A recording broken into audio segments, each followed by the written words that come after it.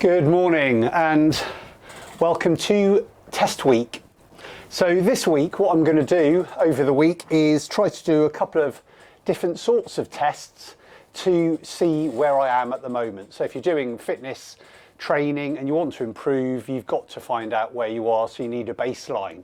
So this morning I'm going to be doing a ramp test, and I know there's lots of pros and cons to all the different tests you could do. You could do a ramp test, you could do a 20-minute test, you could do various other sort of FTP focused tests. But today I'm going to stick to a ramp test only because I know it is really repeatable. I can have it set up here, I know exactly what I'm doing.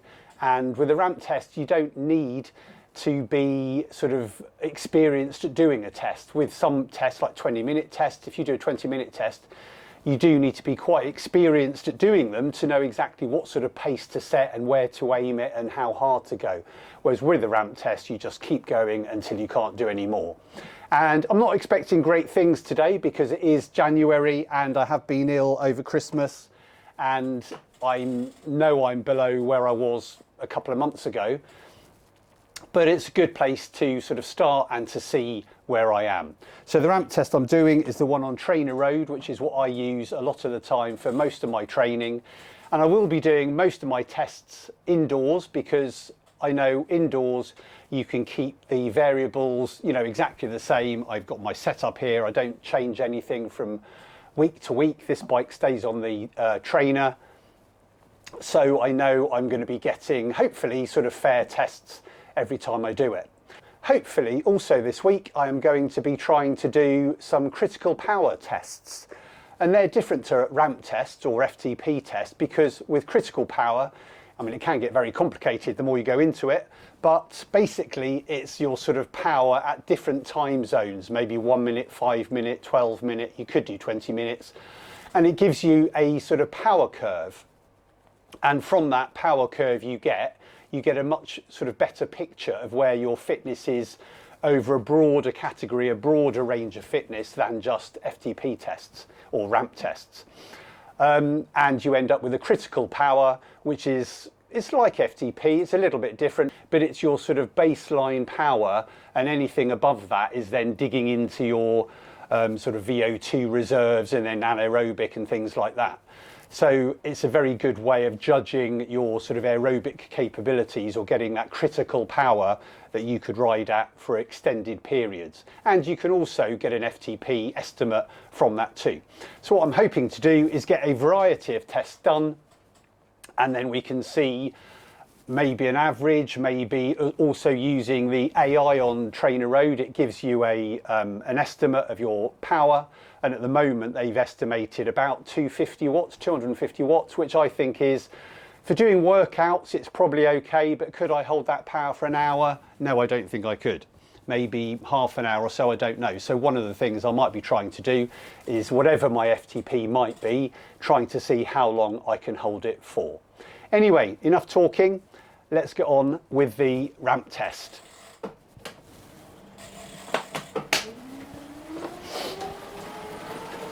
And with the ramp test, the nice thing is you are given a good 5 minutes just to warm up.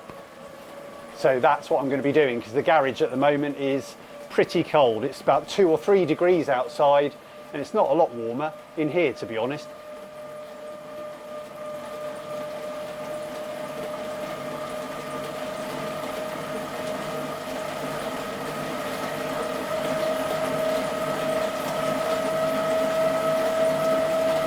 And often with a ramp test, what I do, certainly in the beginning when it's fairly easy, is do something else to take my mind off it, either listen to music or watch a bit of Netflix.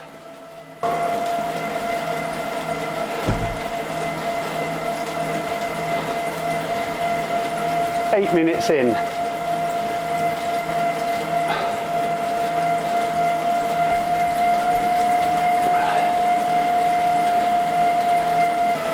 Ten minutes, we're at 200 watts.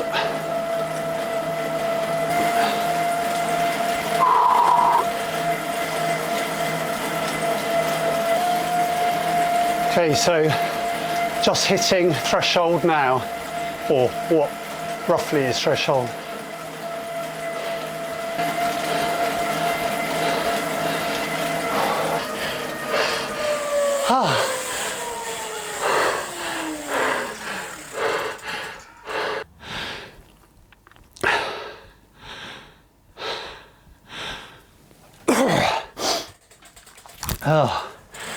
So I lasted about 18, just over 18 minutes, I think, and I think my threshold is down a bit, and the ramp test would suggest I think it said 233.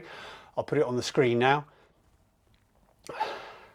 which is probably a more accurate estimate of what I could do for maybe an hour or 3/4 of an hour. And as I said, I have been using just to start the cool down, I have been using the AI setting of Trainer Road, which takes into account all your road riding and endurance riding and everything else. And that had dropped a bit over the last few weeks, but that was 248. And up until now, up until being ill, I was managing those workouts quite well and progressing reasonably in those. So I think maybe, certainly once I get back up to being like really healthy again and not still the remnants of a chesty cough or anything like that, it might be somewhere in between that. Maybe 240 watts would be sort of midway. And again, I think that's probably a fair estimate at the moment. It doesn't put my watts a kilo particularly high. I think that's about 3.3. I weigh about 73 kilos at the moment. I'll put that on the screen too.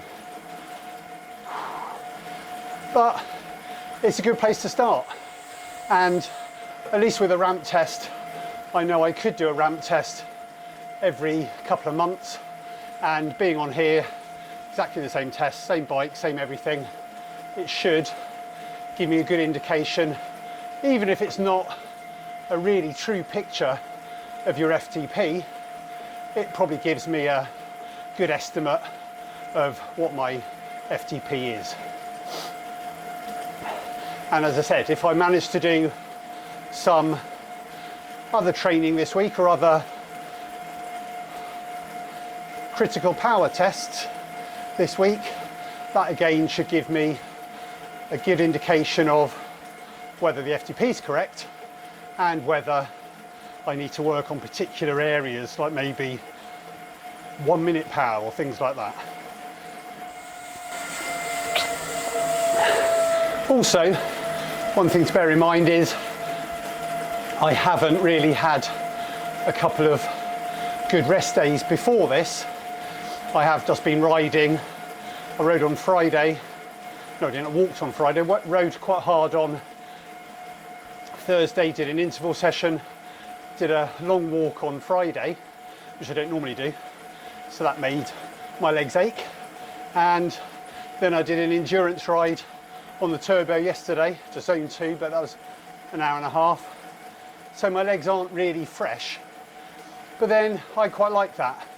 I mean, there's lots of excuses as to why your FTP might be low, but I quite like it when you do it in a sort of more natural state than building up ready for the test and everything's perfect and you're going to get as high a numbers you can get, but then maybe you can't actually perform with those numbers day to day. As I've said in previous videos, which I'll link down below or at the end of this video, getting an FTP number isn't about necessarily getting the biggest number you can possibly get, so you do the best test to give you the biggest number. It's getting a number that actually works when you're setting your training zones, and that works that you can complete workouts as you should, but feel probably, you know, completely exhausted at the end of them, but you do them. If you've got an FTP and every time you do a workout you're failing or finding it mega hard, the FTP number is probably too high. And this time it's critical power testing, 1 minute, which isn't going to be fun. 1 minute, go.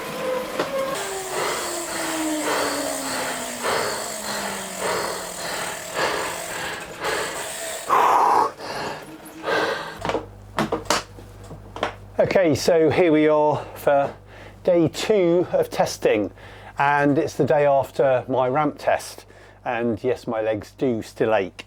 But today I'm going to try a 5-minute all-out effort, and then have maybe a 15-minute easy ride between, and then a 12-minute all-out effort. And so with the 1 minute that I did yesterday, the 5-minute and the 12-minute, I should be able to use a critical power tool to then give me an estimate of critical power and FTP, and it'd be interesting to see if it's similar to the ramp test yesterday and to the AI FTP that I've got from Trainer Road. So we'll see how it goes. Okay, so done a warm-up, and very soon going to be into the 5-minute effort.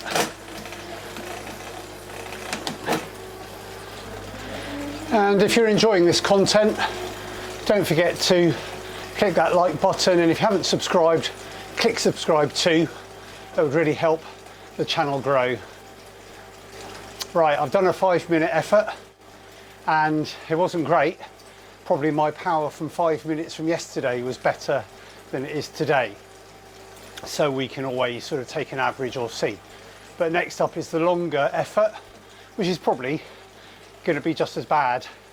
Maybe I should have left more time between tests, but you know, I can always do another test another day, or take a power number from an outside ride if I'm riding hard one day too. Oh. Yeah, I definitely should have left a bit more time between rides. I was a bit fatigued anyway, but we will go inside and have a look at the data and set a benchmark of where we are now. Okay, so here we are back inside after those tests, and looking at the numbers, it's not great news. So I'm using the test results from various sort of sources. One is Trainer Road's AI guesstimate, which was putting me at something like 248 watts for threshold, which, as I said, before Christmas I was using and doing quite decent 2x20 sort of efforts based on that FTP. However, after Christmas, now having been ill for a few weeks and recovering and not done a massive amount of riding, I'm getting back into it. But the ramp test yesterday gave me an FTP of around 233, so somewhere in between is around 240 watts, which is, I guess, okay for the beginning of the year. I mean, the best I've ever had is probably around 260, 270, and that was a few years ago.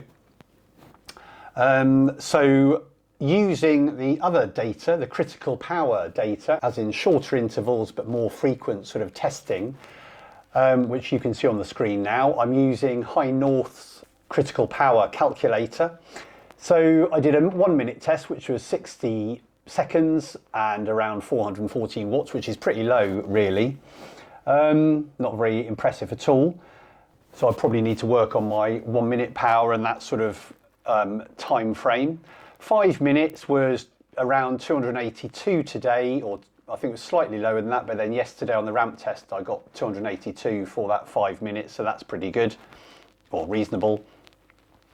And using those on a 2-test solution, using High North's calculator here, it says critical power around 249, approximate FTP around 239, so it is around that 240 watts sort of area, which isn't great. I know if I'm riding a sort of genuine 250 watt FTP, I'm riding relatively well and I can sort of stay with a local chain gang and things like that. So 250, 260 watts would be nice by the end of the year. You can do a three test solution here, as it says. which means if I do 3 tests, that 12-minute test really didn't come out that well. The power is rubbish. I'm just too tired to do it really. But if I did do a 12-minute power,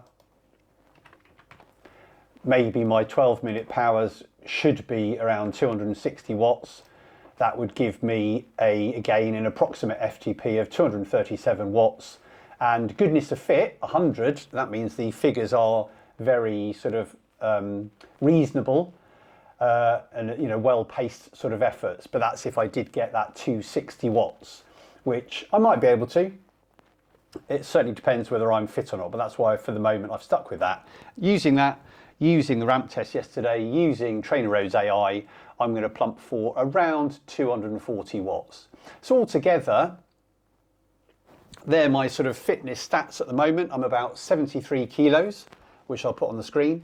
73 kilos, FTP's around 240, which is probably around 3.3 watts a kilo, something like that, which isn't great. I've nearly been up to 4 before, but as I said, not great at the moment. And I've also done some skin fold caliper testing, which I've done before. And again, that's not a really accurate solution, but that's estimating my body fat's around sort of 6 or 7%, which seems a little bit low for me. I'll put that on the screen now too. But whether it's accurate or not, it's a baseline. And if I use exactly the same tests and get the same person to do the testing, which is my wife, by the end of the year, I can see whether my fat levels have stayed the same or whether they've gone up. It probably isn't 7 or 8%, it's probably 10% or more. But it doesn't really matter, does it? It's like using a power meter. If your power meter's not recording properly and it's slightly inaccurate, it doesn't matter. As long as you keep using that, you can still see progress using that inaccurate power meter, as long as it sort of stays the same. Anyway, so have you done any testing? Are you inspired to do some testing and see where you are? Let me know in the comments below. And until next time, bye for now.